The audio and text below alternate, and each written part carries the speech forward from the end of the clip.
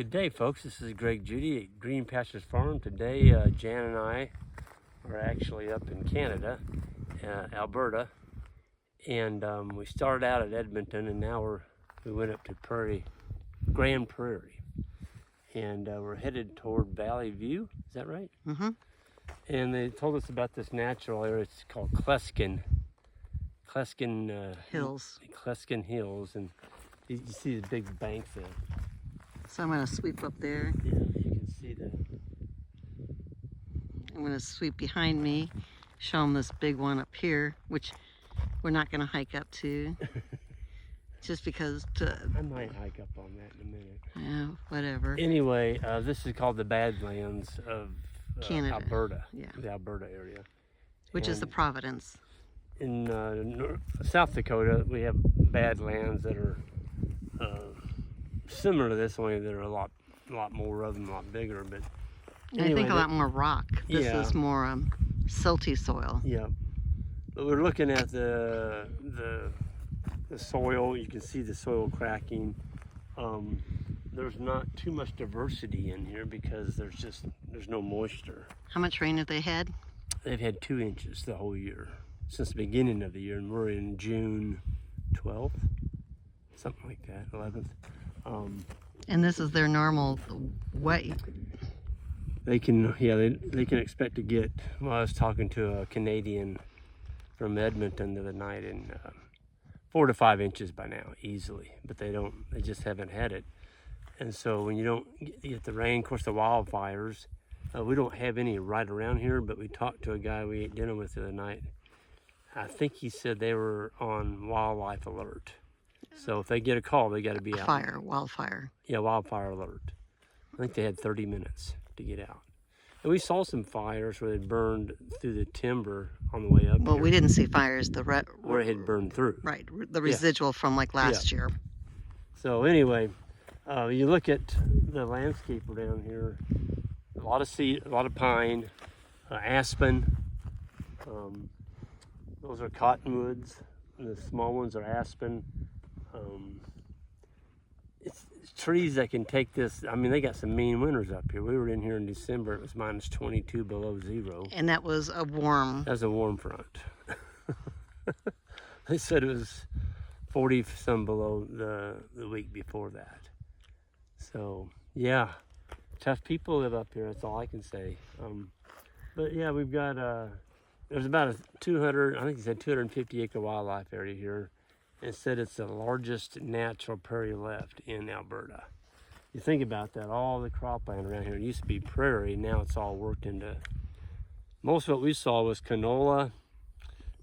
Maybe a field pea. We didn't stop along the. Could have been some field peas. And there's a big round leaf plant up there. I think it might be sugar beets. I'm not sure. I'm going to ask. We'll find out when we get to the first farm.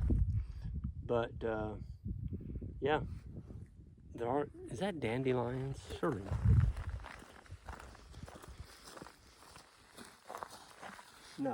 No, it is not dandelion.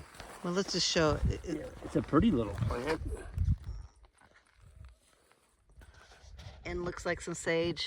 Yep, a little bit of sage.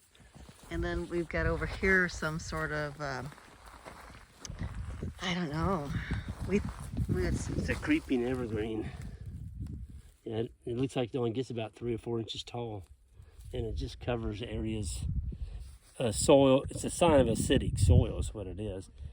We saw a lot of yarrow. Yep. Yarrow is a low pH indicator plant.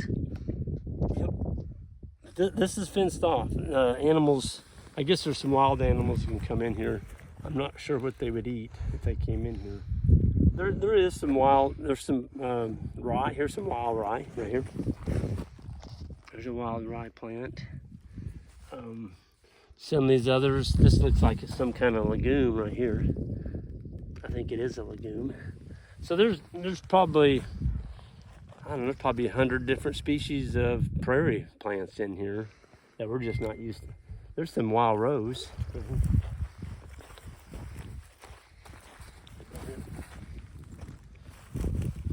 There's a wild, ouch, that's a wild, wild rose. And then the yarrow is, what's this little guy right here? I don't know my plants up here very well. Bottom line is there's a lot of different species here that we don't know what they are. But it's kind of cool they preserved, I think it's 239 acres. It's the largest prairie section left in Alberta. And Alberta's a big area. Huge area. But somebody had the forethought to keep somebody from coming in here and just leveling it and probably putting wheat or canola on it. So anyway. But there's a little village we're going to stop out. It's closed today, but we'll just go through the little village. It had all these old thrashers and old tractors. And barn. Had an old barn. All the equipment you can ever imagine, old style. Probably most of it was horse-drawn. And a little village that they brought in from surrounding areas to show what it was like. Yep. Folks we're dry at home, but after coming up here and seeing and talking with the farmers we met with Shorty and Shorty's brother Kevin and his wife, and then Dieter, yeah, and then Ken. Yeah, the other one was Ken. I can't remember now. Kenny Rogers? No. They were giving him heck about his name. But I can't remember. I don't remember, but nice fellow. And we had dinner with them in outside Edmonton the other night. But yeah. But they're facing some challenges. They are. Shorty said he put some cover crop in, and he didn't put it down any lower than 3/4 of an inch because he knows if he goes lower than that, it just won't come up. But he's praying for a rain, and I think they said they had 70% chance of rain tomorrow, maybe, or something like that. Speaking of rain, we got 8/10 yesterday, and Isaac said that it rained a little bit after that when he looked in the gauge. So yeah, I guess it works, folks. If you leave your place for a little bit, it seems like the rain will come in when you leave, because it happened to us when we went to Arizona. Here was it a month ago to my sister's daughter's wedding, and sure enough, it rained right when we left, and we were extremely dry then. Yeah, like August dry. August dry. Yeah, it closed all our cracks up. We don't have the cracks anymore like we had. So, but rain will come. It's just it's like Shorty said. It may not come on our schedule, but it will come, and he's right about that. All you can do is manage. Manage for what you have, and plan for what you want, but manage with what you have. So we're going to be doing a grazing school tomorrow at the town we're going to, and that'll be our first one. And then we're going to be skipping a day in between each one.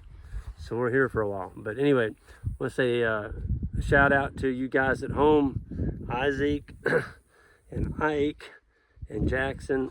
Good job. You're holding the place down well.